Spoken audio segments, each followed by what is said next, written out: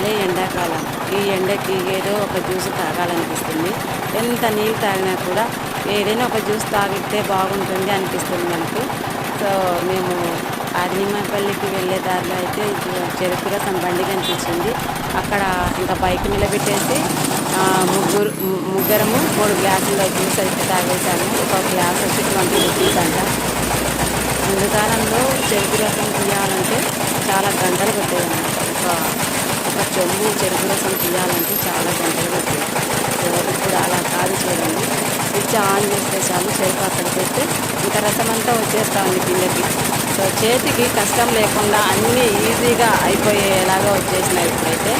So మొత్తానికి చెరుకు juice చాలా టేస్టీగా ఉంది.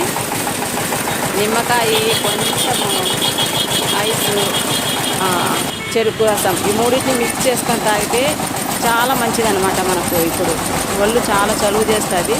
మొత్తానికైతే జ్యూస్ చాలా బాగుంది.